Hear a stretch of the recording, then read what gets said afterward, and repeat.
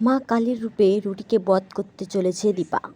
হ্যাঁ বন্ধুরা, আমরা এমনটাই দেখতে চলেছি অনুরাগের ছোঁয়া ধারাবাহিক পর্বে আজকের সিরিয়ালে। দীপা কি পারবে তার মেয়েদের রক্ষা করতে? সম্পূর্ণ জানতে হলে আমাদের চ্যানেলটিকে সাবস্ক্রাইব করে আমাদের পাশে থাকুন। রূপা সোনাকে নিয়ে পালায় আর বলতে থাকে, এখান থেকে আমাদের পালাতে হবে, না হলে ওই শয়তানদের হাতে আমরা ধরা পড়ে যাব, আমাদের পাচার করে দিবে। কিন্তু তৎক্ষণাৎ সেই শয়তানরা তাদের সামনে এসে হাজির হয় এবং তাদের পাকড়াও করে। দুই বোন আলাদা হয়ে যায়। তখন সেখানে এসে হাজির হয় দীপা।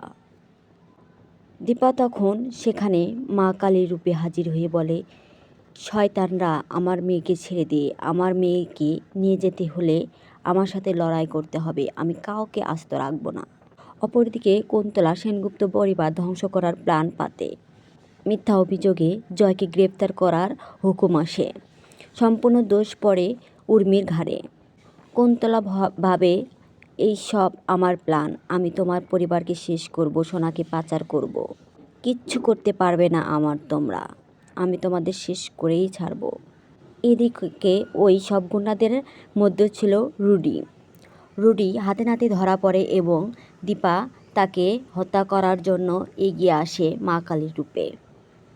সোনা তখন বলে, ওকে মেরো না মা, ও আমার স্বামী, ওকে বাঁচতে দাও। রুডি বেঁচে আছে,